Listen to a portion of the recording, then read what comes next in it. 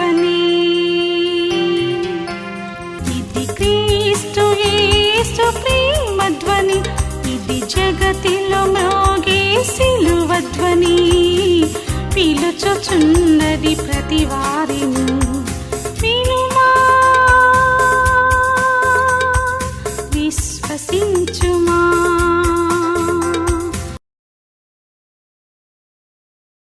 వచ్చిన ప్రార్థనతో మరోసారి ముందుకు వెళ్దాం. పరిశుద్ధుడా నీకు వందనములు. ఎంతసేపు మీ సన్నిధిలో పెట్టిన మొరలు నీవు ఆలకించినందుకే వందనములు. సంఘము కొరకు, విశ్వాసుల కొరకు మాకు తెలియజేస్తున్నటువంటి అనేక మంది భారాల కొరకు సోషల్ మీడియా ద్వారా, టెలివిజన్ ద్వారా వాక్యం వింటున్న వారిని అనేకుల్ని బలపరచడానికి నాయన, వాక్యము వినిన వారి అవసరతల కొరకు ప్రార్థించడానికి ఇచ్చిన అవకాశాన్ని బట్టి వందనములు. ఈ అంచె దినములలో ఎంతోమంది నాయన ప్రార్థనను నిర్లక్ష్యపరుస్తుండగా, ప్రార్థన ప్రాముఖ్యతను మేము ఎరిగి నీ సన్నిధిలో ప్రార్థించుటకు వేగిరపడి వారిగా, పరుగెత్తు వారిగా ఉండుటకు సహాయం ఇచ్చాము. కేవలం నాయన నీ కృపను బట్టే, నీ దయను బట్టే మేము బ్రతుకుతున్నాము. ఎటు చూసిన గందరగోళాలు, ఎటు చూసిన కలవరాలు, ఎటు చూసిన భేదాలు, కక్షలు, విమతములు, అపవాది ఎవరిని మింగుదురో అని గర్జించు సింహం వలె తిరుగుతూ ఉండగా మెలకువగా ఉండి ప్రార్థన చేయుటకు, మా మట్టుకు మేము నీ కంచెలో ఉండి మా చుట్టూన్న వారిని కాపాడుటకు సహాయం ఇచ్చాము. రాత్రి మా మధ్యకు రమ్ము, ఈ సమయాన్ని దీవించు. క్రీస్తునామమున నడుచున్నాము తండ్రి, ఆమేన్. దేవుని స్తోత్రం. కలవలసిన గీతాల్లో 185వ పాట పాడుకుందాం. నీ దయలో నీ కృపలో కాచితివి గత మాసము. ఈ సమయంలో పాట పాడుకుంటూ ముందుకు వెళ్దాం. కలవలసిన గీతాల్లో 185వ పాట.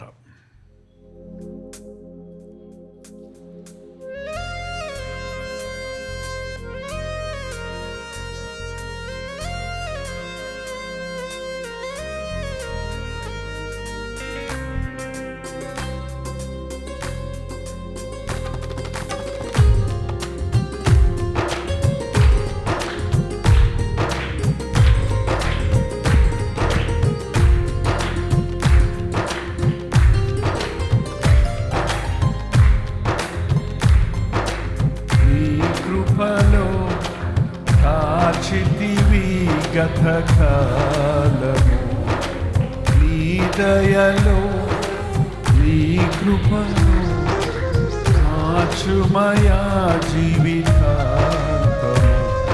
నీ ఆత్మతో నన్ను నింపుమా, నీ సేవలో ఫలింపగా దేవా.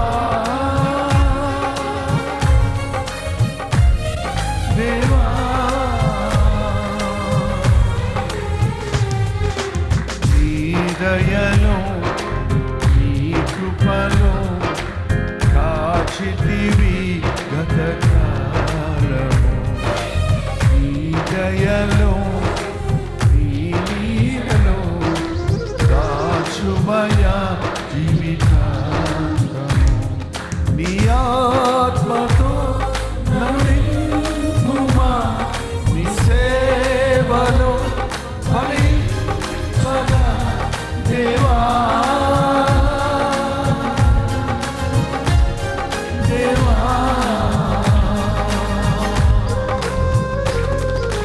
నీ దయలో నీ కృపలో కాచితివి గతకాలము. నీ దయలో నీ నీడలో కాచుమయా జీవితాంతము.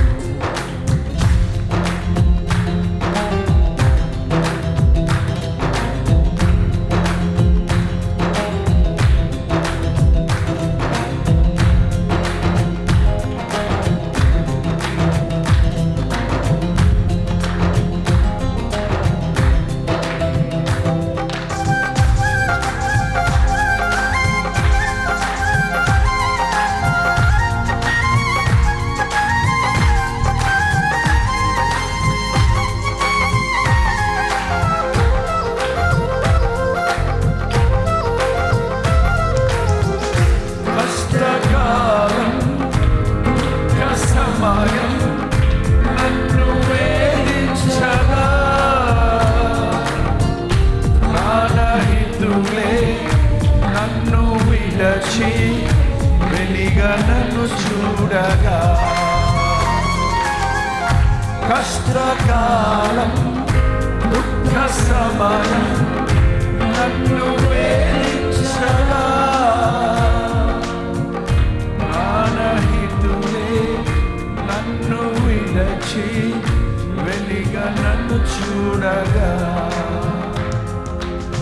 ఓదార్పువైన చెంత నీవై ఉండినా నా కన్నీరు నీ కవిలో రాసి ఇచ్చినావు ఓదార్పువైన చెంత నీవై ఉండినావు నా కన్నీరు నీ కవిలో రాసి ఇచ్చినావు ఏమి అద్భుత ప్రేమయ నీ రీతి మారనయా నీవేనా మార్గము నీవేనా జీవము నీవేనా గమ్యము నీవేనా సర్వము నా మనసు తీర నిన్ను పొగడి దేవా నీ దయలో నీ కృపలో కాచితివి గతకాలము నీ దయలో నీడలో రాచుమయ జీవితాంతము నీ దయలో నీ కృపలో కాచితివి గతకాలము నీ దయలో నీ నీడలో ఆయుమయ జీవితాంతము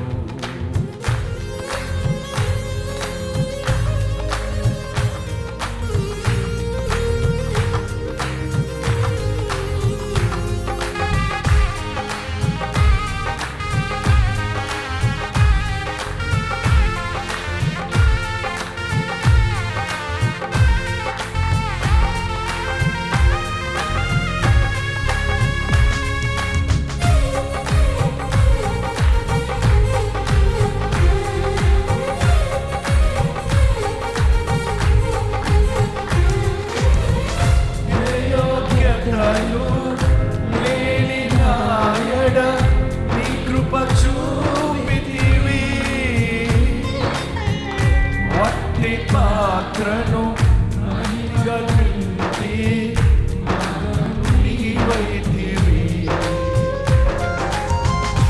ఏ యోగ్యతయు లేని నాయడ నీ కృప చూపితివి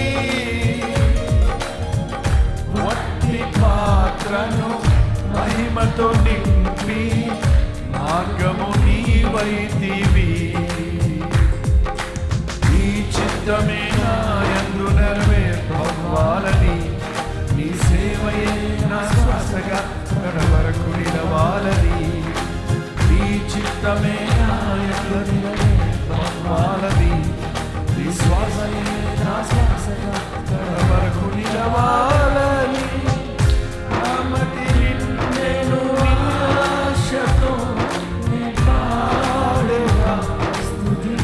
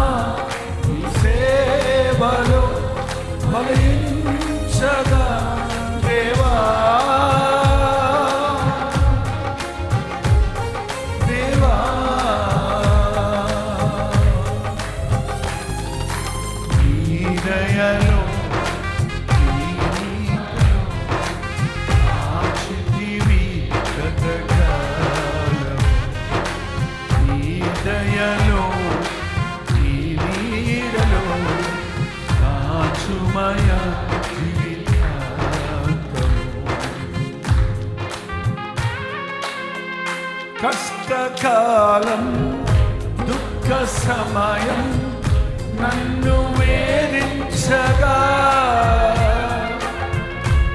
అనహితులే నన్ను విడచి వెలిగా నన్ను చూడగా. పాడదామందరం. కష్టకాలం దుఃఖ సమయం నన్ను వేధించగా ప్రాణహితులే నన్ను విడచి వెలిగా నన్ను చూడగా ఓదార్పువై నీవే ఉండినావు నా కన్నీరు నీ కవిలలో రాసియించినావు. ఓదార్పువైన చెంత నీవే ఉండినావు నా కన్నీరు నీ కవిలలో రాసియుంచినావు. ఏమి అద్భుత ప్రేమయ ఏ రీతి పాలనయా. నీవెనా మార్గము నీవెనా జీవము నీవెనా గమ్యము నీవెనా సర్వము. నా మనసు తీర నిన్ను పాడి పొగడెద దేవా. నీ దయలో నీ కృపలో కాచితివి గతకాలము. నీ దయలో నీ నీడలో కాయుమయ జీవితాంతము. నీ దయలో నీ నీడలో కాచితివి గతకాలము. నీ దయలో నీ నీడలో కాయుమయ జీవితాంతము. ఏ యోగ్యతయు లేని నాయడ నీ కృప చూపితివి. వట్టి పాత్రను మహిమతో నింపి మార్గము నీవైతివి. హల్లెలూయా. ఏ యోగ్యతయు లేని నాయడ నీ కృప చూపితివి. వట్టి పాత్రను మహిమతో నింపి మార్గము నీవైతివి. నీ చిత్తమే నాయందు నెరవేర్పవ్వాలని నీ సేవయే నా శ్వాసగా కడవరకు నిలవాలని. నీ చిత్తమే నాయందు నెరవేర్పవ్వాలని నీ సేవయే నా శ్వాసగా కడవరకు నిలవాలని. నమది నిండెను ఆశతో నిపాడెదా స్తుతి గీతం. నీవెనా తోడుగా నీవెనా నీడగా ఆత్మతో నింపుమా శక్తి నా కొసగుమా. నా చేయి పట్టి నన్ను నీకు నడుపుము దేవా.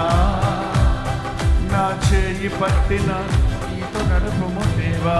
మళ్ళీ నా చేయి పట్టి నన్ను నీతో నడుపుము దేవా.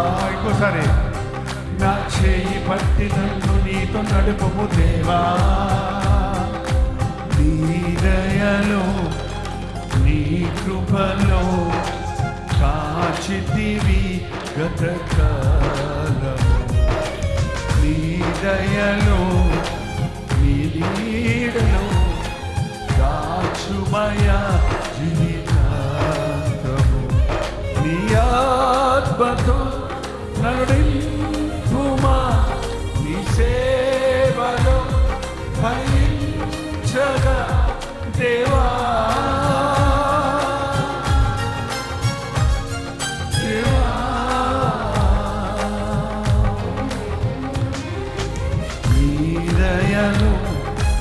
నీ కృపలో కాచితివి గతకాలము. నీ దయలో నీ నీడలో దాచుమయ జీవితాంతము. నీ ఆత్మతో నన్ను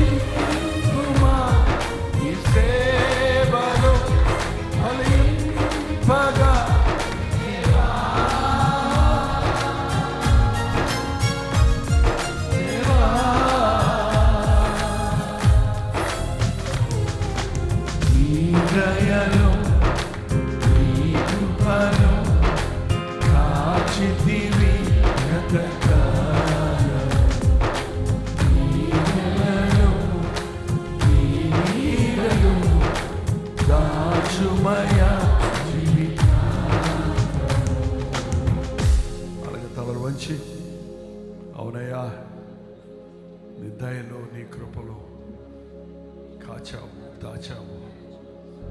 నీ ఆత్మతో నింపావు. నీ సేవలో ఫలించాలని, నీ కొరకు జీవించాలని, నన్ను ఫలించే విశ్వాసగా చేయ. కష్టకాలంలో, దుఃఖ సమయంలో, నన్ను వేధిస్తున్నప్పుడు, నా ప్రాణహితులే నన్ను విడిచి వెళ్ళినప్పుడు ఓదార్పు అయిన, చెత్త చేరిన కన్నీరు తుడిచావు. దేవా, ఏమి అద్భుత ప్రేమయా! నీ ప్రేమకై వందనములేసయ్యా. యోగ్యత లేని నన్ను ప్రేమించావే, వట్టివాడినైనా నన్ను ప్రేమించావే,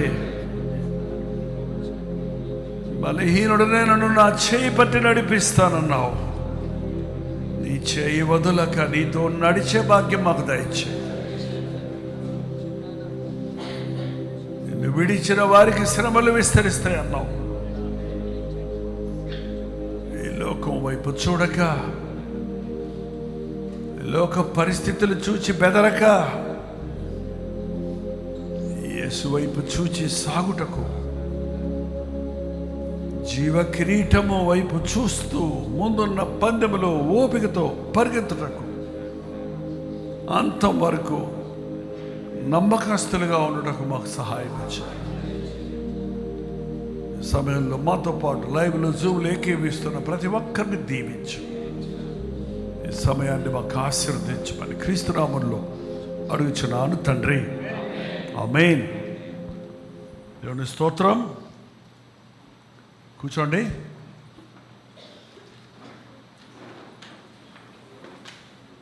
లైవ్లో వీక్షిస్తున్న వారందరికీ వందనాలండి. మీ పేరు, ఊరు లైవ్ చాట్లోకి వచ్చి టైప్ చేయండి.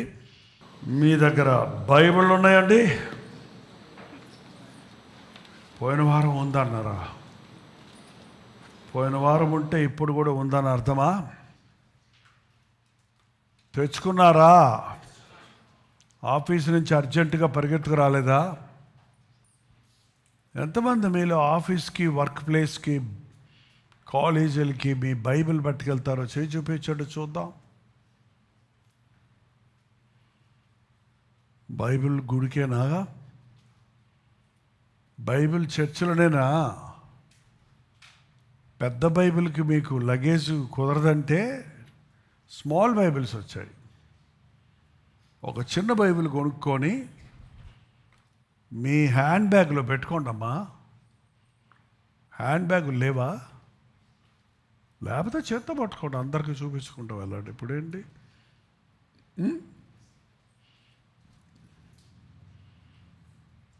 బైబిల్ నీ దగ్గర ఉంటే దేవుడు వాక్యం నీ దగ్గర ఉంది, దేవుని అధికారం నీ దగ్గర ఉంది, పాపం నీకు దూరంగా ఉంటుంది. కీర్తన 107 ఉత్తర ప్రత్యుత్తరములుగా చదువుకుందాం. దాని పైన పంచమ స్కంధము అని ఉంది. అంటే ఏంటని ఎప్పుడు మీకు అనుమానం రాలేదా?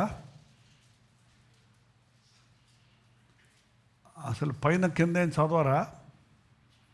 పంచమ స్కంధం 107 పంచమ స్కంధం ప్రారంభం. యెహోవా దయాళుడు, ఆయనకు కృతజ్ఞతాస్తుతులు చెల్లించుడి, ఆయన కృప నిత్యముండును.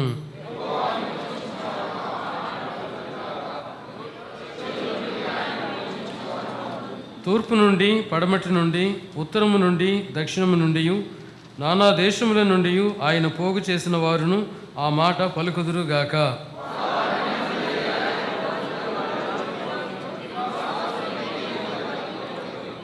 ఆకలి దప్పుల చేత వారి ప్రాణము వారిలో సొమ్మసిల్లెను.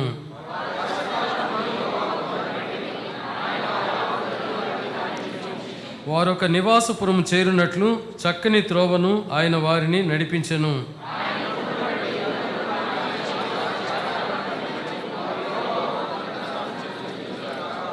ఏలయనగా ఆశగల ప్రాణమును ఆయన తృప్తిపరిచి ఉన్నాడు, ఆకలి కొనిన వారి ప్రాణమును మేలుతో నింపి ఉన్నాడు.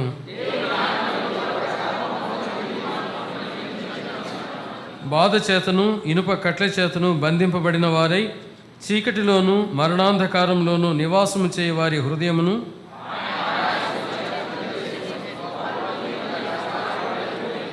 కష్టకాలమందు వారు యెహోవాకు మొర్రపెట్టిరి, ఆయన వారి ఆపదలలో నుండి వారిని విడిపించెను.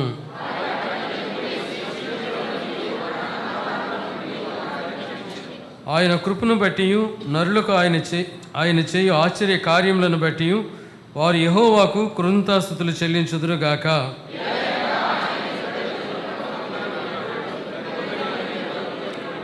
బుద్ధిహీనుడు తమ దుష్ట ప్రవర్తన చేతను తమ దోషము చేతను బాధ తెచ్చుకుందరు.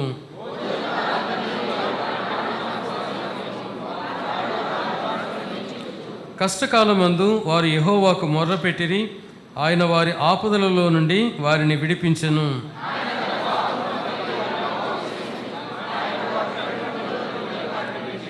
ఆయన కృపను బట్టి నరులకు ఆయన చేయు ఆశ్చర్య కార్యములను బట్టి వారు యెహోవాకు కృతజ్ఞతాస్తుతులు చెల్లించుదురుగాక.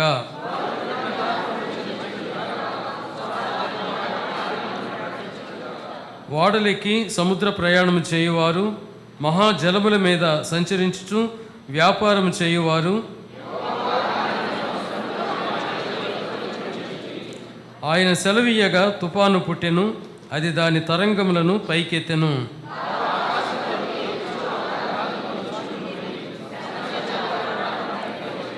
మత్తులైన వారి వలె వారు ముందుకు వెనుకకు దొర్లుచు ఇటు అటు తూలుచుండిరి, వారు ఎటు తోచకయుండిరి.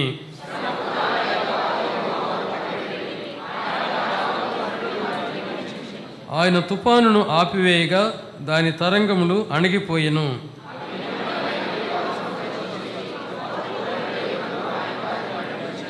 ఆయన కృపను బట్టి నరులకు ఆయన చేయు ఆశ్చర్య కార్యములను బట్టి వారు యెహోవాకు కృతజ్ఞతాస్తుతులు చెల్లించుదురుగాక.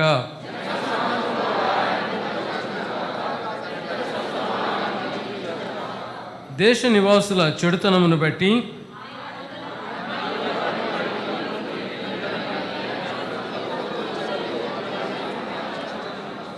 అరణ్యమును నీటి మడుగుగాను ఎండిన నేలను నీటి ఊటల చోటుగాను ఆయన మార్చి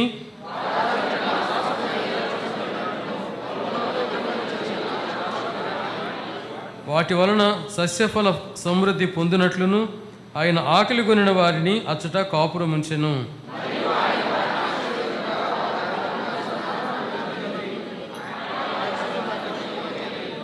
వారు బాధ వలనను ఇబ్బంది వలనను దుఃఖము వలనను తగ్గిపోయినప్పుడు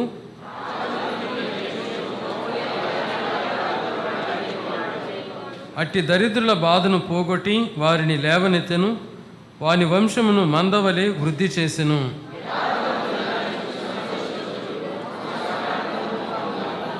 చేరువచ్చిన అందరూ కలిసి చదువుదాన్ని.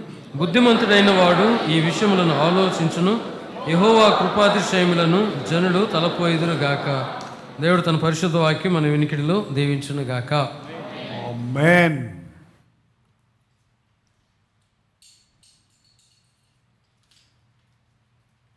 ఏ కాలమందు వాళ్ళు దేవునికి మొరపెట్టారు?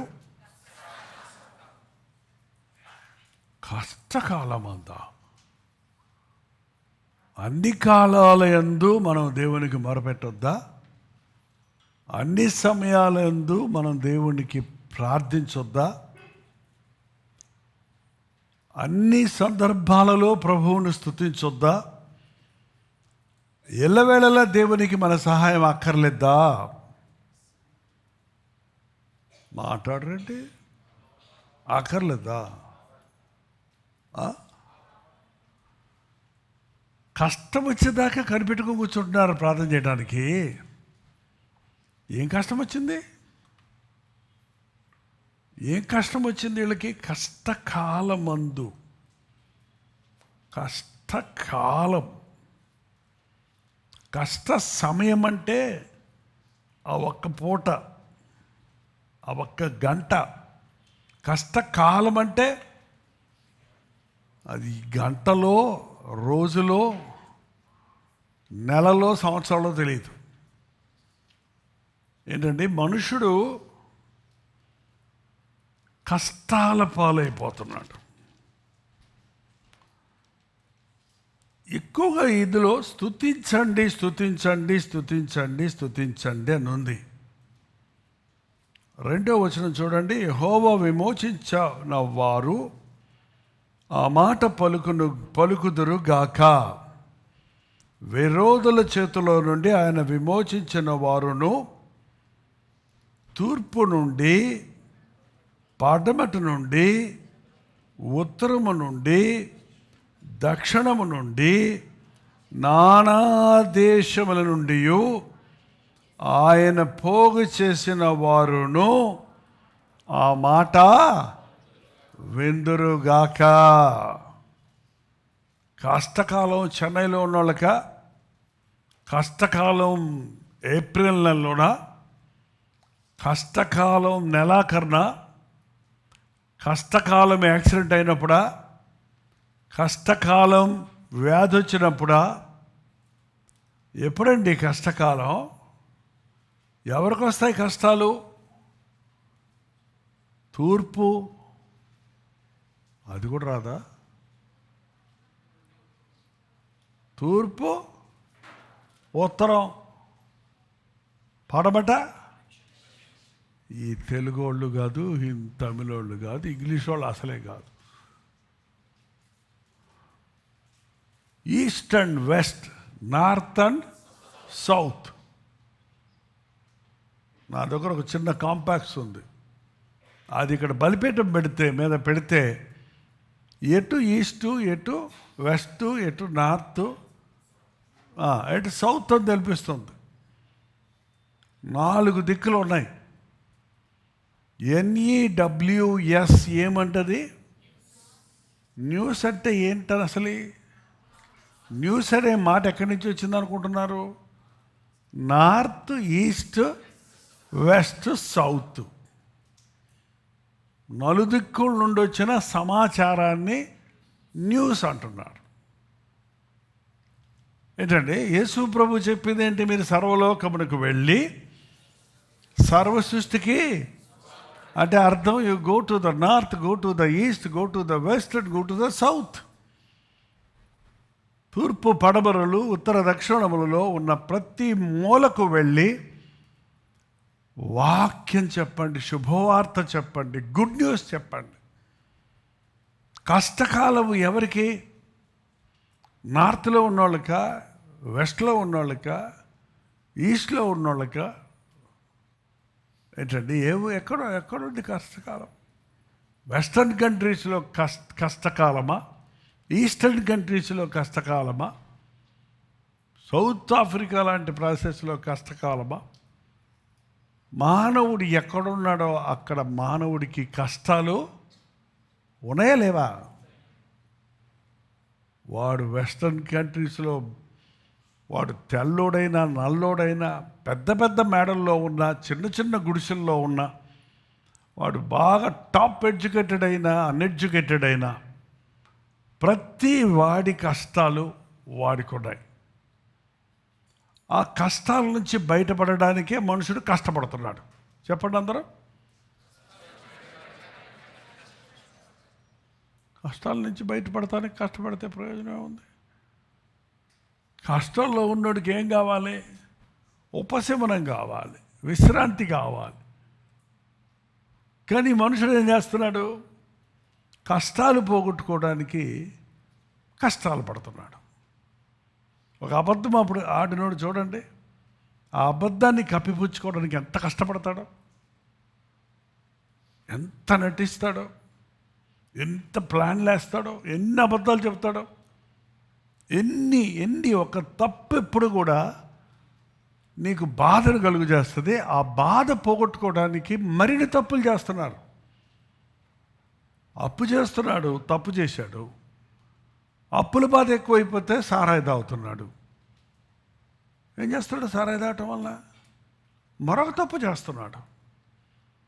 ఆ త్రాగుడు వలన మరో తప్పు చేస్తున్నాడు. భార్యను హింసిస్తున్నాడు, బిడ్డల్ని హింసిస్తున్నాడు, కుటుంబాన్ని బాధ పెడుతున్నాడు, తాను బాధపరుచుకుంటున్నాడు. కష్టం వచ్చిన వెంటనే దేవునికి మొరపెడితే విడుదల దొరుకుతుందండి. ఇవాళ మనుషుడికి దేవునికి ప్రార్థన చేయాలనే ఆశ లేదు. ఇప్పుడు చూడండి, ఎందుకు మీరు మధ్యవారానికి మీటింగ్కి చాలామంది రావట్లేదంటే ఏమంటారు చెప్పండి?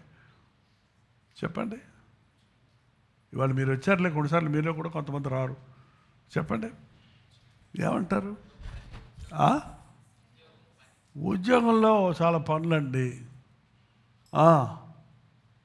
ఇంట్లో చాలా గొడవలండి, ఒంట్లో బాగలేదండి,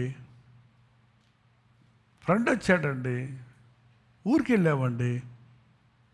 ఇదే కదా. పోనీ ఊరికి వెళ్ళినోడు హ్యాపీగా ఇంటికి వస్తున్నాడా? ఉద్యోగం చేసినోడు హాయిగా కూరగబెట్టి నిద్రపోతున్నాడా? ఏంటండి? కష్టకాలం మందు ఎఫెసీయులకు రాసిన పత్రిక 6వ అధ్యాయంలో మనం దేవునికి ప్రార్థన చేయాల్సింది శుక్రవారం ఒక్కరోజే కాదు, ఆదివారం ఒక్కరోజే కాదు, ఏదో పొద్దున్న 6 గంటలకి సాయంత్రం 6 గంటలకి ఒక గంటో అరగంటో పావు గంటో ప్రార్థిస్తాం కాదు. యవనస్తులు పొద్దున సాయంత్రం ప్రార్థన చేసుకుంటున్నారా? మీ ప్రార్థన వర్ధిల్లుతుంది. Start with half an hour, start with 10 minutes. నీ ప్రార్థనలో ప్రార్థన నేర్చుకుంటావు, ప్రార్థనలో ప్రార్థనకు ఆసక్తి కలుగుద్ది. పానీపూరి తిన్నారా మీరు? నాకు అసలు చిరాకది.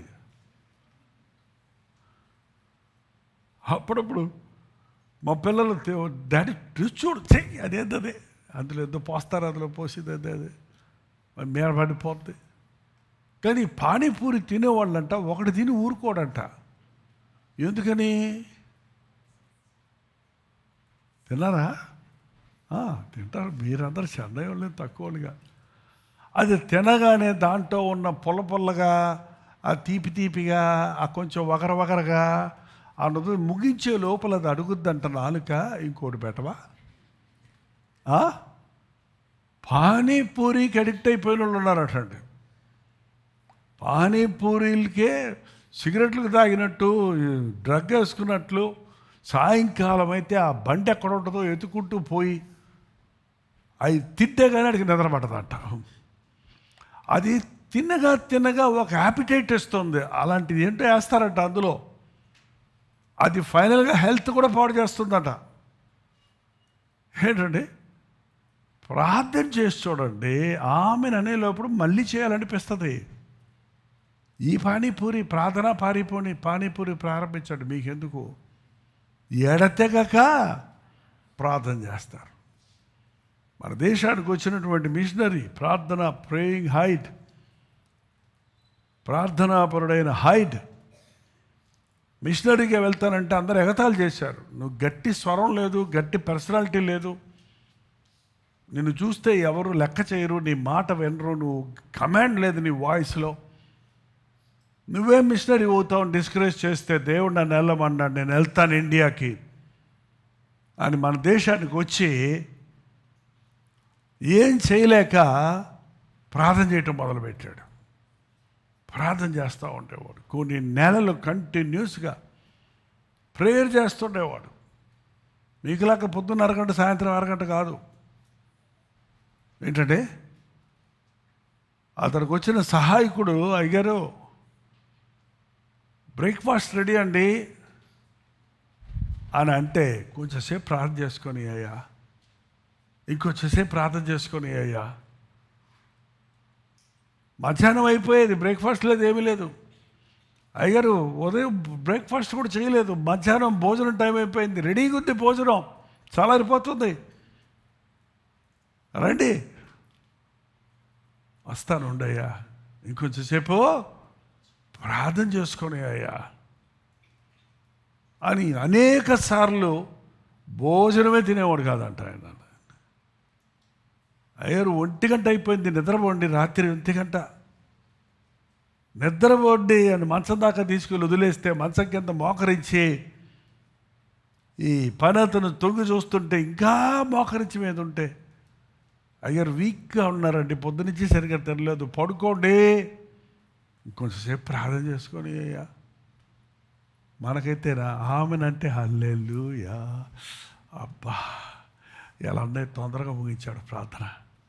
కుటుంబ ప్రార్థనలో కూర్చున్న వాళ్ళకి ఎట్లా ఉంటుందంటే, అమ్మ మొదలుపెట్టిందంటే ఆపదు.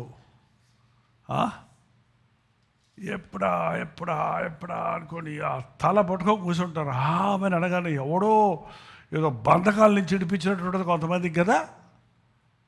మీ హృదయం సరిగా లేదు, ప్రార్థనలో నీవు రుచి చూడటం లేదు. ఎప్పుడు చేయాలని ప్రార్థన? ఎఫెసీయులకు రాసిన పత్రిక 6వ అధ్యాయంలో ప్రతి సమయమందును ప్రతి విధమైన ప్రార్థన విజ్ఞాపనలు చేయుచు ఆ విషయమై సమస్త పరిశుద్ధుల నిమిత్తము పూర్ణమైన పట్టుదలతో విజ్ఞాపన చేయుచు మెలకువగా ఉండుడి.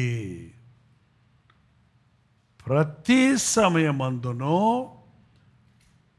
ప్రతి విధమైన ప్రార్థనను విజ్ఞాపనను చేయుచు ఆ విషయమై సమస్త పరిశుద్ధుల నిమిత్తము పూర్ణ పట్టుదలతో విజ్ఞాపన చేయుచు మెలకువగా.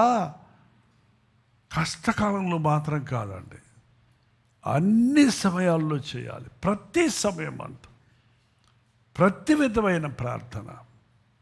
కొందరు బహిరంగంగా దీర్ఘ ప్రార్థనలు చేస్తారు. కారణం ఏంటంటే వారికి ఒంటరి ప్రార్థన లేదన్నమాట. ఒంటరిగా ఎక్కువసేపు ప్రార్థించుకునేవాడు బహిరంగంగా క్లుప్తమైన ప్రార్థన చేస్తాడు.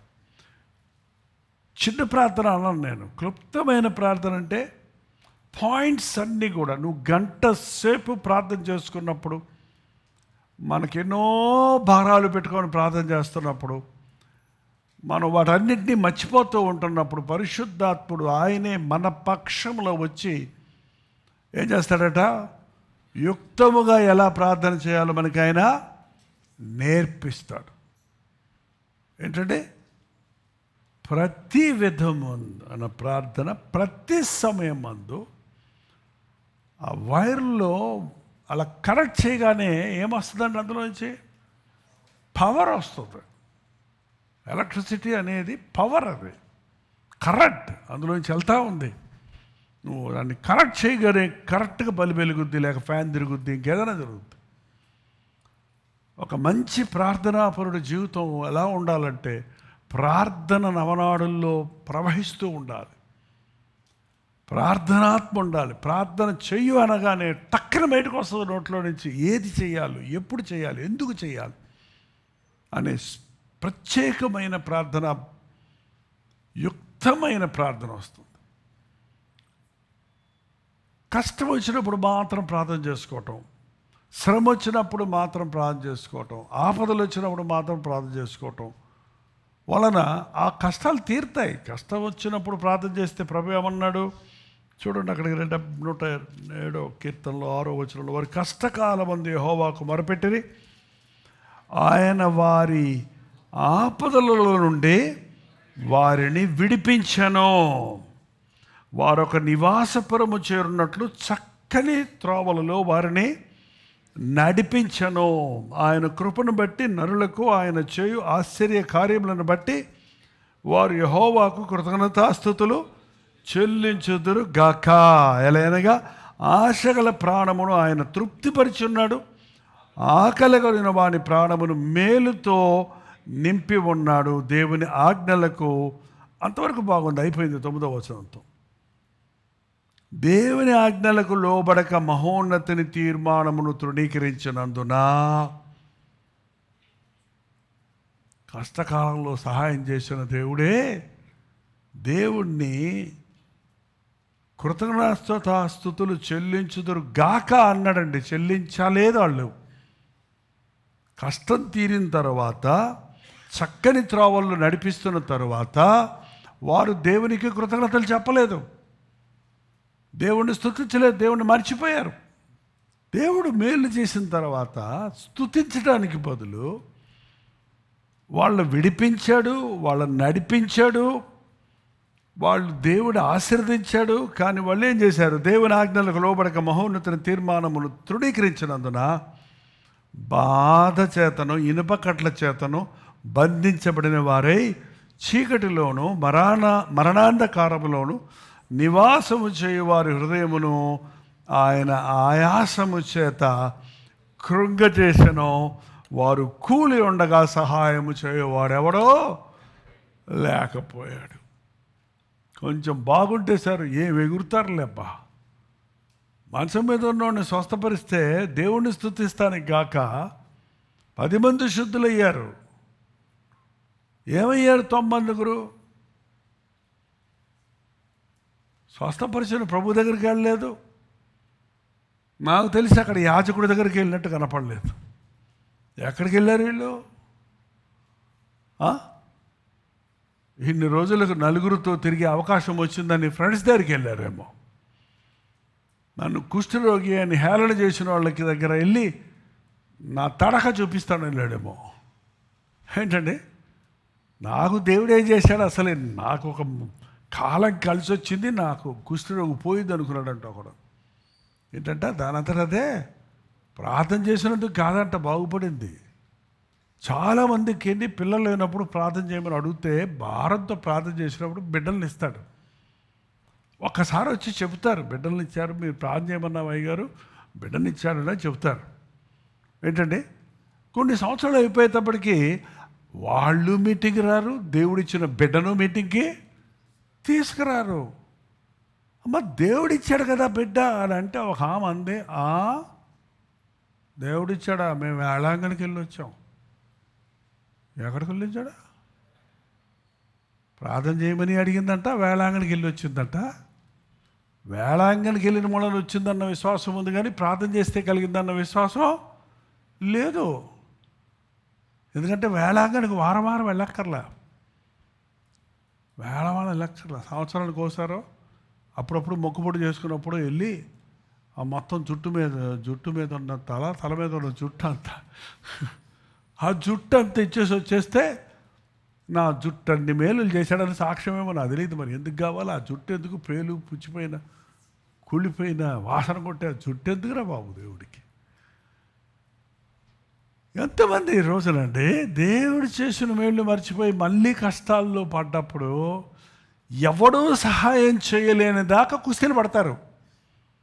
ఆ కష్టాల నుంచి బయటపడటానికి అందరు సహాయం కోరుకుంటాడు. వైద్యుల సహాయం, ఫ్రెండ్స్ సహాయం, ప్రభుత్వాల సహాయం, ధన సహాయం అన్నీ అయిన తర్వాత ఇంకెవడూ సహాయం చేయలేనప్పుడు 13వ వచనం, మళ్ళీ వాళ్ళు కష్టకాలంలో యెహోవాకు మొరపెట్టిరి, ఆయన వారి ఆపదలనన్నిలో నుండి వారిని, ఆయనేమో మారడం, ఆయనేమో తిరిగి బుద్ధి వచ్చిందా, సిగ్గొచ్చిందా, మళ్ళీ వచ్చావే అనడు.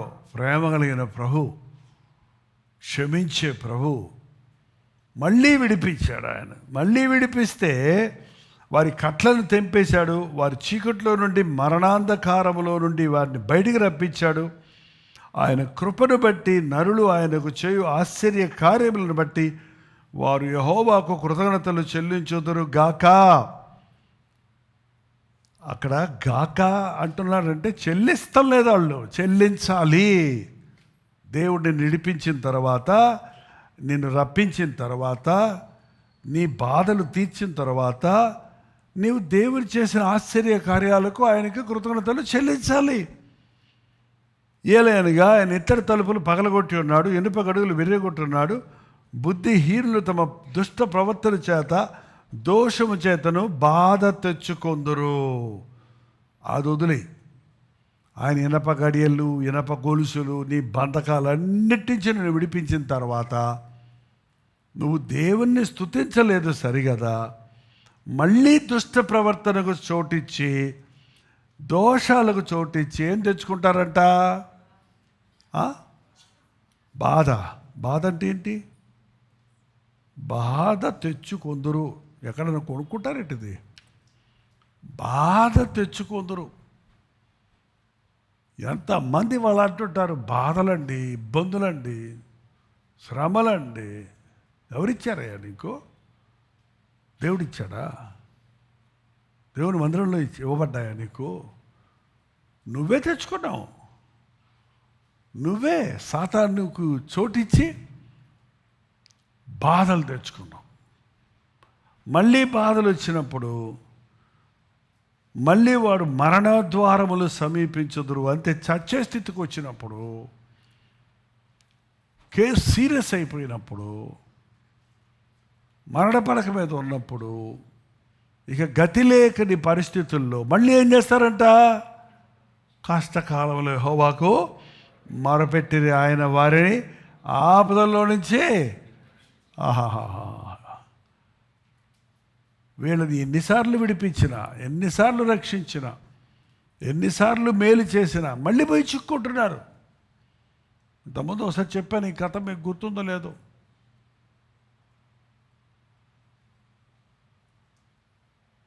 ఒక అబ్బాయి కాలువ గట్టున వెళ్తూ ఉంటే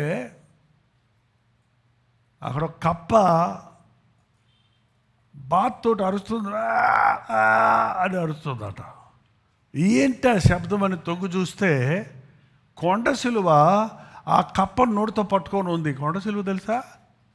యేసుప్రభు సిలువ కాదు. కొండ సిలువ అంటే బురద పాము, పెద్దగా ఉంటుంది.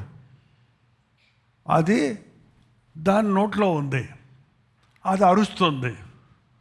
పాపం అతని జాలేసి అక్కడ ఒక రాయి బెడ్డరాయి, మట్టి రాళ్ళు ఉంటాయి, అవి తీసి దాని తల మీద వేసాడట.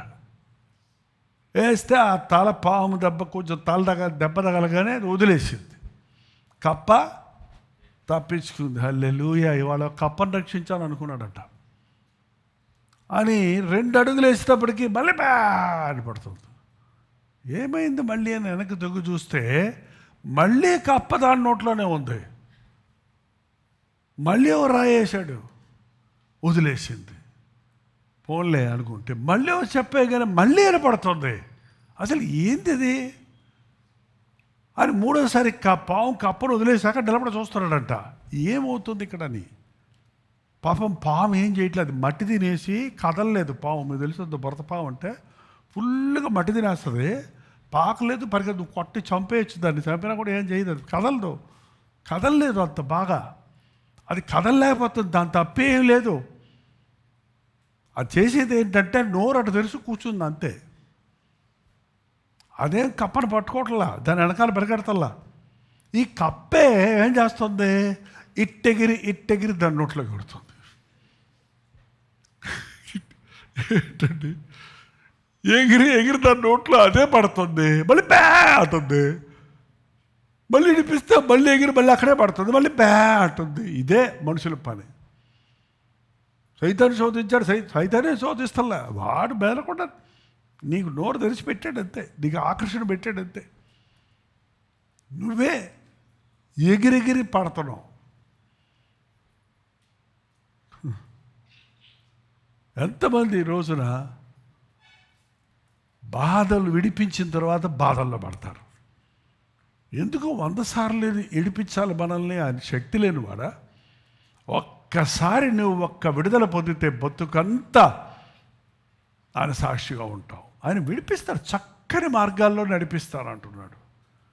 ఆయన నిన్ను కట్లన్నీ నీ కట్లు ఇప్పేస్తాను, యూ గోట్ ద ఫ్రీడమ్, నువ్వు వెళ్ళిపోవచ్చు అంటున్నాడు.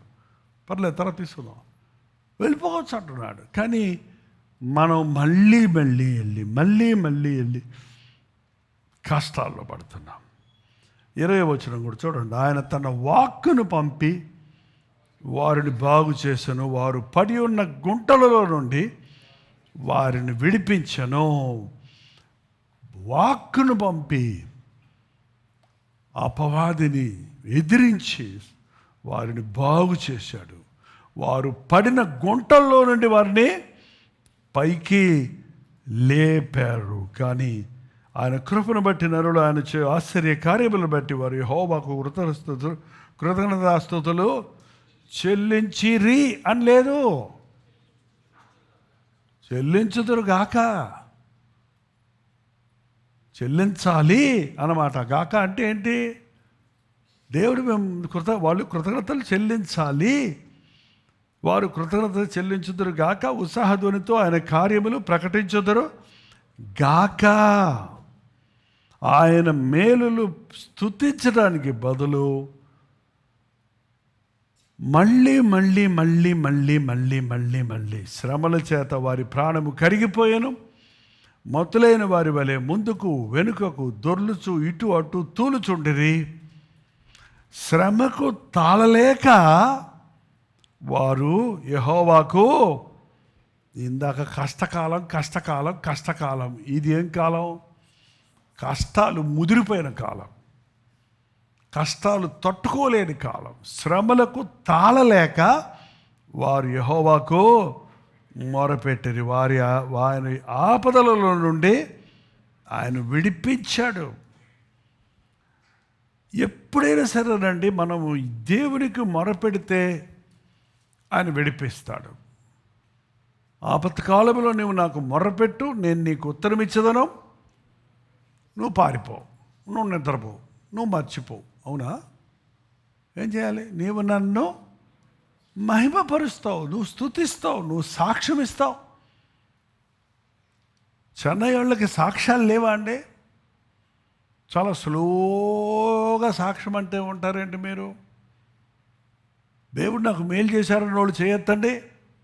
దానికి ఎత్తుతారని నాకు ముందే తెలుసు. మీ మనసు తెలుసు, మీరు దగ్గకముందే మీ దగ్గు తెలుసు,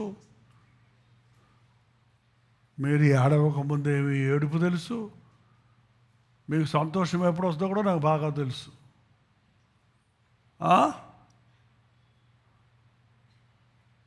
కానీ నాకు తెలియంది ఒకటే, ఎందుకు మన హృదయాల్లో స్తుతి కృతజ్ఞతలు ఉండవు? ఎందుకు మనం దేవుని మేలులు మర్చిపోతాం? ఎందుకు దేవుడు విడిపించి, రక్షించి, కాపాడి, నడిపించి, ఆశ్చర్యాలు చేస్తూ, అద్భుతాలు చేస్తూ, దీవిస్తూ ఉంటే ఆయన్ని పక్కకు తోసేస్తాం? చాలా బాధకరమైంది అది. కృతజ్ఞత లేకపోవటం అనేది చాలా ఘోరమైన పాపం. పాపాలంటే ఏదో వ్యభిచారాలు, దొంగతనాలు, త్రాగుళ్ళు అనుకుంటున్నారు, కానీ దేవుడు చేసిన మేలులు మరచిన వాడు దేవుని గుండెను పుట్టు చేస్తున్నాడు. అంతెందుకు, నువ్వే చెప్పు, నువ్వు మేలు చేసినాడు ఒకడు నిన్ను మర్చిపోతే నీకు ఎట్లుంటుంది? చాలా కష్టంలో ఉన్నప్పుడు నువ్వు వాడికి ధన సహాయం చేసావు, మాట సహాయం చేసావు, ఏంటండి షూరిటీ సంతకం పెట్టావు, వాడు నిన్ను మోసం చేసి వెళ్ళిపోయాడు. ఎట్లుంటుంది నీకు అప్పుడు? ఎంత బాధగా ఉంటుంది? ప్రాణమిచ్చిన ప్రభువును బాధ పెడుతున్నాడు. ఇలాగా ఎన్నిసార్లు చేసినా క్షమిస్తున్నాడు కదా అని చేస్తూ ఉంటేనట 39వ వచనం చదవండి. బాధ వలనను, ఇబ్బంది వలనను, దుఃఖం ఏంటి తగ్గిపోయారంట. బాధ వలన, ఇబ్బందుల వలన, దుఃఖము వలన తగ్గిపోతున్నారు, చచ్చిపోతున్నారు. బాధ కొంతమంది నీరసమైపోతుంది. అంత తగ్గిపోయేవేంటక్క అంటారు కదా, అంటారు. అమ్మ ఎవరు అప్పుడు అంటలేదు, అంత లావైపోయేవేంటి అంటున్నారు అందరూ కదా. తగ్గిపోయావమ్మా, చిక్కిపోయేవేంటి? బాధలు ఎక్కువైపోయి ప్రతిసారి దేవుడు విడిపించేలోగా ఎంతైనా క్షమిస్తాడండి దేవుడు. కానీ నీవు ఎరిగి చేసిన పాప ఫలితమును నువ్వు అనుభవిస్తావు. నీకు అవకాశాలు రావు మళ్ళీ.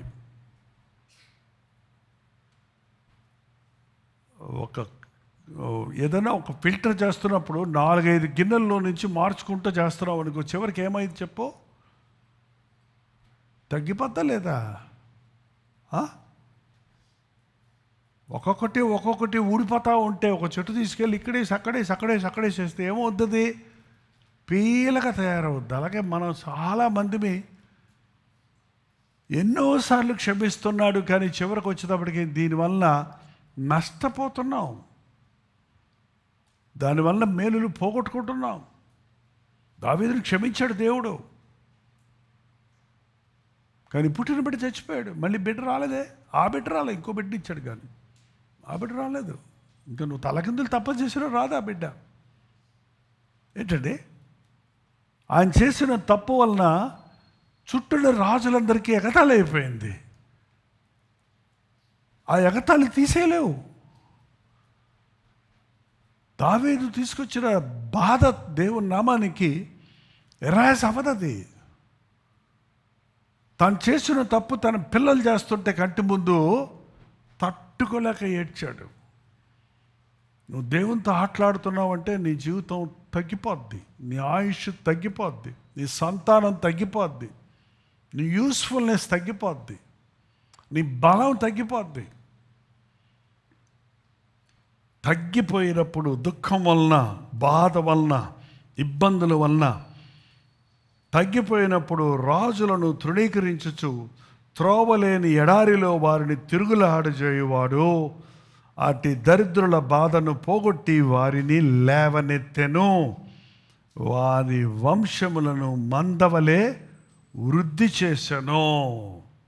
20 మంది యోధా రాజులు పరిపాలన చేసి చేసి చేసి ఒక్కొక్కడు అవిధేయుడై మళ్ళీ పశ్చాత్తాపడి మళ్ళీ తప్పులప్పుకొని మళ్ళీ ఇంకొకటి వచ్చి మళ్ళీ ఇంకోటి వచ్చి చివరికి ఇశ్రాయేల్ జనాంగం అంతా ఏమైపోయారు తెలుసా? చెదిరిపోయారు. వాళ్ళకు విలువ లేకుండా పోయింది. వాళ్ళ దేవుని నామానికి దుఃఖం తీసుకొచ్చేసారు. ఇశ్రాయేల్ జనాంగమే లేకుండా పోయింది చివరికి వచ్చేటప్పటికి. ఎన్ని మేళ్ళు చేశాడండి ఇశ్రాయేలులకి. ఐగుప్తు నుండి బయటపడినటువంటి ఇశ్రాయేల్ జనాంగం 20 లక్షల మంది. 6 లక్షల కాల్బలం అంటే యవ్వనస్తులు మాత్రమే. యోధులు మాత్రం 6 లక్షలు. పిల్లలు, వృద్ధులు, స్త్రీలు కలిసి ఇంకొక 14 లక్షలు. మొత్తం 20 లక్షలను లెక్కేశారు ఇంచుమించు. 20 లక్షల మందికి ఎన్ని అద్భుతాలు చూపించాడు దేవుడు. మేఘస్తంభం ఇచ్చాడు, అగ్నిస్తంభం ఇచ్చాడు, ఆకాశం అన్నా ఇచ్చాడు, కాళ్ళు వాయకుండా చేశాడు, చెప్పులు తెక్కకుండా చేశాడు, బట్టలు మాసిపోకుండా చేశాడు, ఉతకనవసరం లేకుండా చేశాడు. మాంసం కావాలంటే మాంసం ఇచ్చాడు, నీళ్లు చేదంటే తీపిగా మధురంగా చేసి ఇచ్చాడు. అన్నీ చేశాడు. అన్నీ పొత్తుకుంటూనే ఉన్నారు. మళ్ళీ ఎడుతున్నారు, మళ్ళీ చదువుతున్నారు, మళ్ళీ ఎడుతున్నారు, మళ్ళీ వణుకుతున్నారు. ఫిల్టర్ అయి చివరికి వచ్చినట్టుగా ఎంతమంది వచ్చారు? ఎంతమంది వచ్చారండి? తక్కువైపోయారు వాళ్ళు. 20 లక్షల మంది కాదు, 2 ఉన్నారు బయలుదేరిన వాళ్ళు. ఇందాక చెప్పాను కదా వాళ్ళు ఎవరాళ్ళు? యెహోషువ, కాలేబు. మరి మిగిలిన జనాంగం ఎవరంటే వాళ్ళు అరణ్యంలో 40 సంవత్సరాల్లో పుట్టినోళ్ళు. అక్కడ బయలుదేరిన వాళ్ళు కాదు. అక్కడ బయలుదేరిన వాళ్ళు అందరూ రాలిపోయారు దారిలో. అబ్బా, మేలు చేయక నీ ఉండలేవయ్యా, మర్చిపోకుండా నేను ఉండలేనయ్యా. ఎక్కువైపోయినాయండి మనకు. మేళ్ళు ఎక్కువైపోతే లెక్క పెట్టుకోలేం కదా. కొంచెం డబ్బులు అనుకోండి 10 సార్లు అదే లెక్కెట్టుకుంటాం. ఎక్కువ డబ్బులు అనుకోండి ఏం చేస్తావు? మీకు 10 నోట్లు ఇచ్చామనుకోండి, 1 2 అది లెక్కెట్టుకుంటాం. అది ఇన్ని తీసుకొచ్చి కుప్పేసి లెక్కెట్టుకోవాలనుకోండి చేతులు ఎప్పుడు తర్వాత లెక్కెట్టుకుంటా, దాచిపెట్టుకుంటా. ఇంకా కొంతమంది ఏమంటారు, దాచిపెట్టుకోవటం కూడా కాదు, ఈ ఖర్చు పెట్టుకొచ్చేస్తా. అక్కడే లెక్క పెడతా ఒకేసారి కొట్టోయిన దగ్గరే. అట్లా లెక్క పెట్టి ఇచ్చేసి వచ్చేస్తే అయిపోద్ది గొడవ. ఎన్ని ఇచ్చాడు దేవుడు అంటే నేను లెక్కెట్టుకోలేదు. అది 30, ఇది 40, అది 50, ఏం తెలీదు. ఎన్ని మేలు చేశాడంటే దేవుడు. దేవుడు మేలు మర్చిపోయినోడు సంగతి తరిగిపోతారు, తక్కువైపోతారు. నీ ఇన్కమ్ తక్కువైపోతుంది ఈ మధ్య, నువ్వు గమనిస్తల్లా. నీ యూస్ఫుల్నెస్ తక్కువైపోతుంది, నీ ప్రయోజనకత్వం తగ్గిపోతుంది, నీ ట్రస్ట్వర్దినెస్ తగ్గిపోతుంది. నేను నమ్మలేకపోతున్నారు ఎవరు, నేను వాడుకోలేకపోతున్నారు ఎవరు, నేను ఉపయోగించుకోలేకపోతున్నారు ఎవరు. నువ్వు ఎవరికి పనికి రావటం లేదు, నువ్వు ఎవరికి నిరుత్సాహపడిపోతున్నావు, నువ్వు కృంగిపోతున్నావు. ఒకలాంటి ఉత్సాహం పోయింది, నిరుత్సాహం వచ్చింది, ముందున్న ఆసక్తి పోయింది, వెనక్కి కూర్చోవటం అలవాటైపోయింది. ఇదంతా ఏమిటో తెలుసా? దేవుడు చేసిన మేళ్ళు మర్చిపోవటం వల్ల వచ్చిందేనండి. దేవుడు చేసిన మేళ్ళు గుర్తొచ్చినవాడు ముందుకు వచ్చి కూర్చునేవాడు, ముందులే సాక్ష్యం చెప్పేవాడు, ముందుండేవాడు దేవుని పనులకి. మర్చిపోయిన వాళ్ళు కనపడరు, తగ్గిపోయారు. అయినా దేవుడు అంటున్నాడు, వారి బతుకు ఎడారిలాగా అయిపోయినా సరే, వారు ఎడారిలో తిరుగుతున్నా సరే, వారు దరిద్రులైపోయినా సరే, బాబా ఏమైపోయారు ఇశ్రాయేలు జనాంగం? బానిసలైపోయారు అన్ని రాజుల చేతుల్లో. ఆ ఎడారిలో దిక్కుమాలిన స్థితులు తిరుగుతున్నప్పుడు, వారు దరిద్రులైపోయినప్పుడు, వారి వంశమును మందవలే వృద్ధి చేసెను. యథార్థవంతులు దాన్ని చూచి సంతోషించుదురుగాక. మోసగాండ్రందరూ మౌనముగా ఉందురుగాక. బుద్ధి మంతుడైన వాడు ఈ విషయములను ఆలోచించును. యెహోవా కృపాతిశయములను జనులు తలపోయిదురు గాక. ఒంటరి అయిపోయినప్పుడు కూడా, బతుకు దరిద్రులైపోయి బానిసలైపోయినప్పుడు కూడా, ఇంకా దేవుడు అబ్రహాముకి ఇచ్చిన వాగ్దానాన్ని బట్టి, దావీదుకి ఇచ్చిన వాగ్దానాన్ని బట్టి, యేసు ప్రభు సెలవులో చేసిన యాగాన్ని బట్టి నిన్ను నన్ను ఇంకా తృణీకరిస్తం లేదు. నిన్ను నన్ను మరణానికి అప్పగించటం లేదు. ఇంకా దేవుడు చేసిన మేళ్ళు మర్చిపోయి నీ ఇష్టం వచ్చినట్టు జీవిస్తున్నప్పటికీ నరకానికి నిన్ను అప్పగించడం లేదు. ఎందుకంటే సెలవులో యేసయ్య నీ కోసం విజ్ఞాపన చేశాడు. నీ కోసం ఆయన రక్తం కార్చాడు. నేను కీడు చేయలేను, మేలే చేయగలను. నేను శపించలేను, నేను దీవిస్తాను. ఎంత పాపినైనా, ఎలాంటి ద్రోహినైనా, ఎలాంటి స్థితికి దిగజారిన వ్యక్తినైనా నేను లేవనెత్తుతానంటున్నాడండి.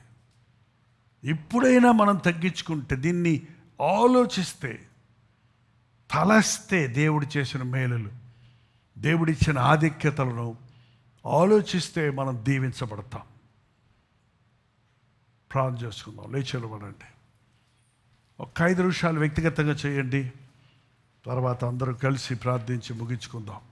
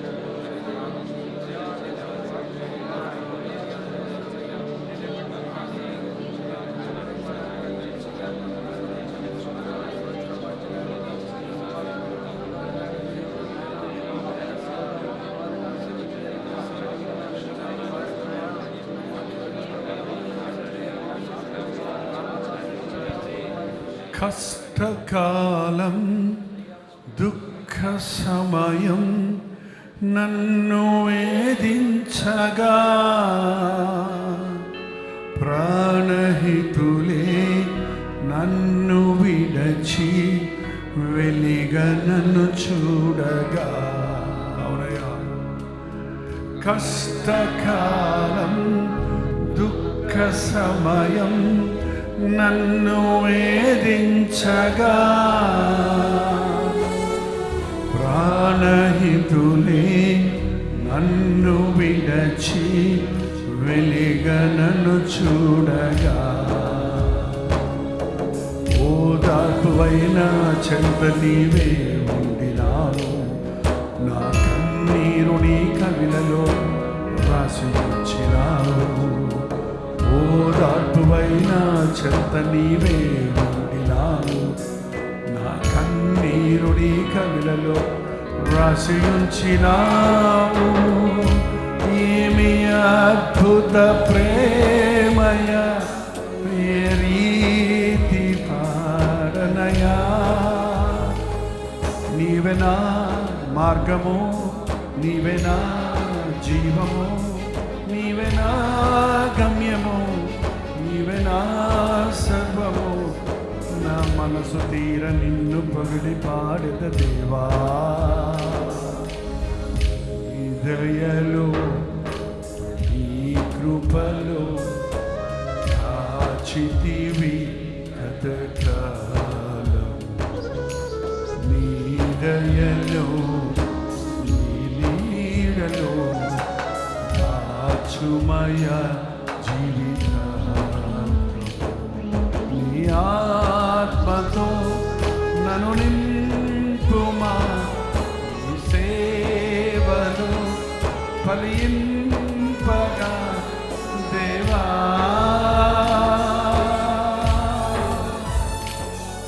దేవా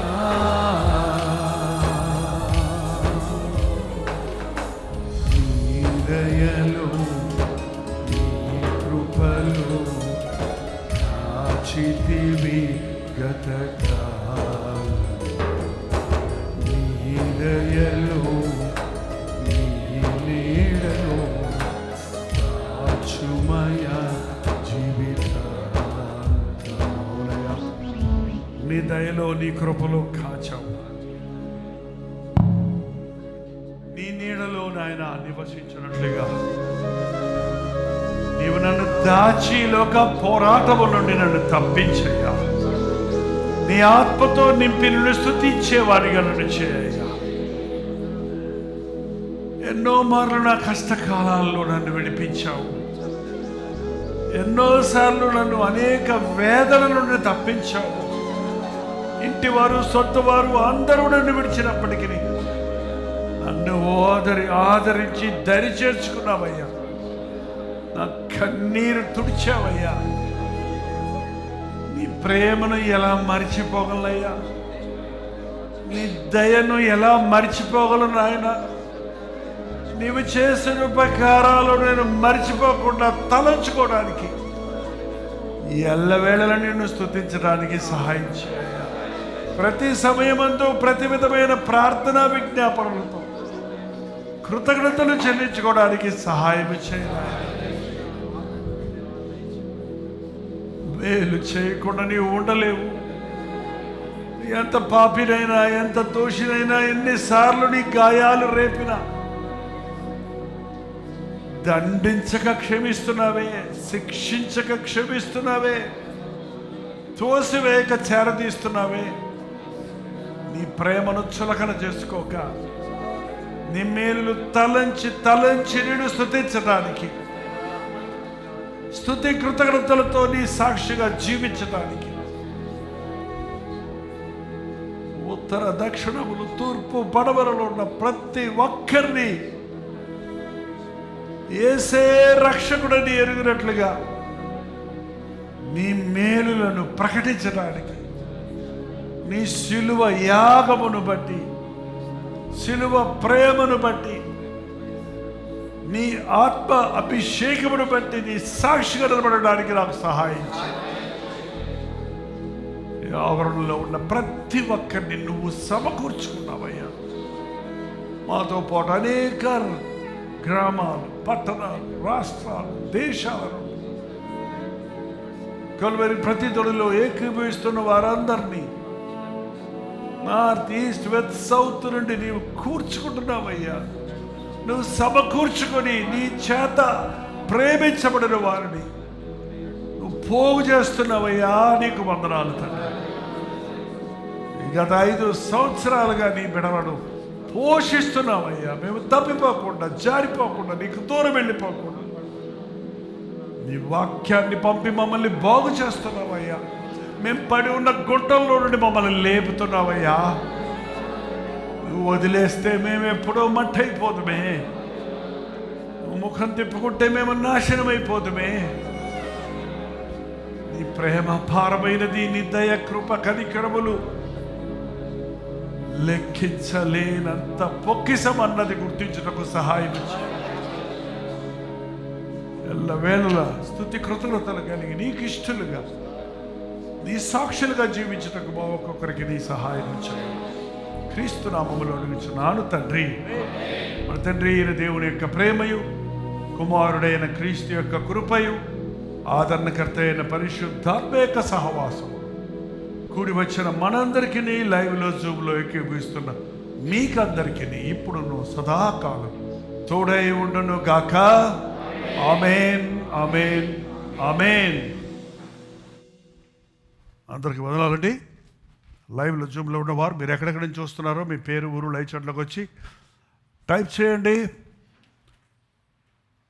దేవుడు చేసిన మేళ్ళు మరవకండి, ఆయన సాక్షులుగా జీవించండి. ప్రభు చిత్తమైతే రేపు ఉదయం 7 గంటలకు అనుదిన ధ్యానంలో వెలిగలుచుకుందాం. అంతవరకు దేవుని కృప మీకు తోడైండును గాక. God bless you.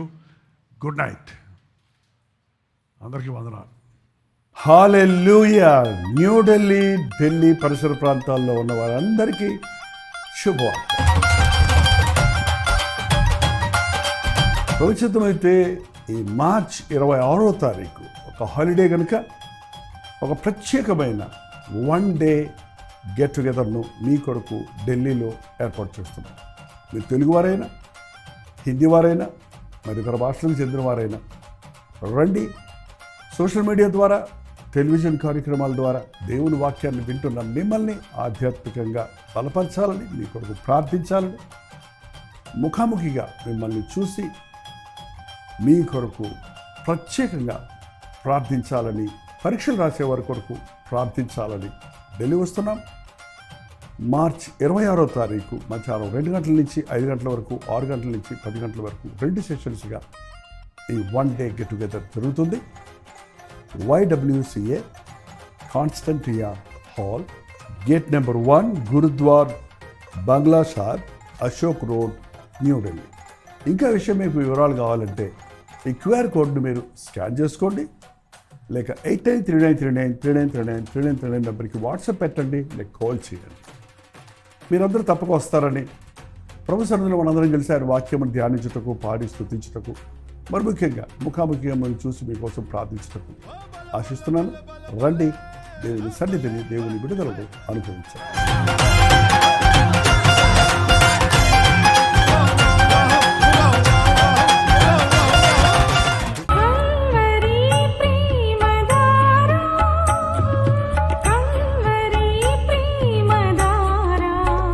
కల్వరి ప్రేమధార అనే మా ద్విమాస పత్రికను ఈ మధ్య త్రైమాస పత్రిక అంటే 3 నెలలకి ఒక్కసారి మాత్రమే ప్రింట్ చేయగలుగుతున్నాం.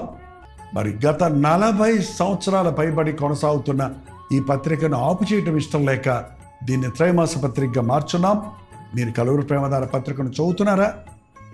ఒక ఉచిత పత్రిక కావాలంటే ఇవ్వాలే మీ పేరు, చిరునామా, అడ్రస్తో పాటు, ఇంటి నెంబర్తో పాటు క్లియర్గా పంపించండి. తప్పకుండా ఒక ఉచిత పత్రికను మీకు పంపిస్తాం.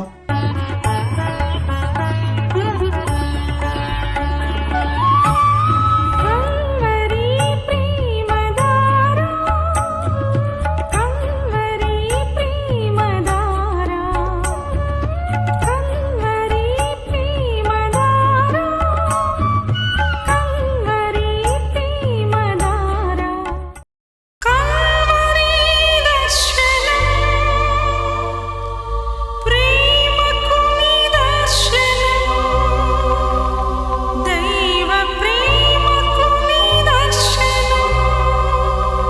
తెలుగు, తమిళ, హిందీ, మలయాళం, బెంగాలీ, ఒరియా అనే 6 భాషల్లో టెలివిజన్ ప్రోగ్రామ్స్ కొనసాగుతూనే ఉన్నాయి. భారభరితమైన పరిచయంలో మీరు సహకరించాలని ఆశిస్తే, ప్రభు మిమ్మల్ని ప్రేరేపిస్తే మీ విరాళాలు, కానుకలు పంపించవచ్చు. అవి నేరుగా టీవీ ఛానల్స్కి వెళ్తాయి. అందులో ఏది మేము మా సొంత ఖర్చుల కొరకు ముట్టుకోవటం లేదు, వేరే పరిచయ కొరకు ముట్టుకోవటం లేదు. టెలివిజన్ పరిచయలో ఇంకా సువార్త వినని వారికి అది అందించాలని ఆశతో ఒక 20 సంవత్సరాలుగా కొనసాగుతున్న పరిచయం కొరకు ప్రార్థించండి, మీ సహకారాన్ని అందించండి. ఈ విషయం మీకు ఇంకా వివరాలు కావాలంటే 89393939 అనే నెంబర్కి మార్నింగ్ 10 నుంచి ఈవినింగ్ 10 లోపల మీరు ఫోన్ చేయండి, వివరాలు మీకు తెలియజేస్తాం.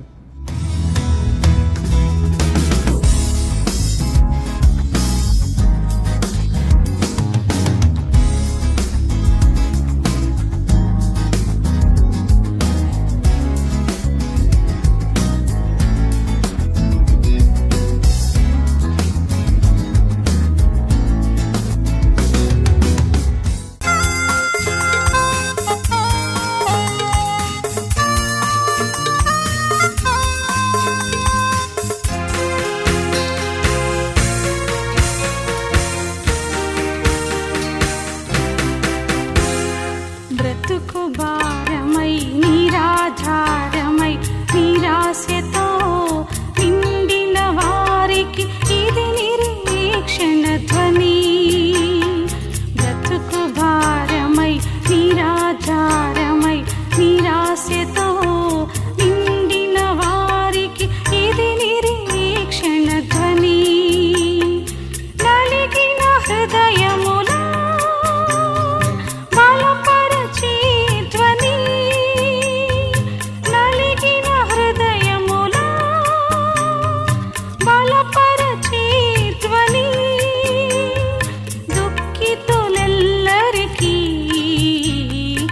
ఇది ఆదరణ ధ్వని. దుఃఖితులెల్లరికీ ఇది ఆదరణ ధ్వని.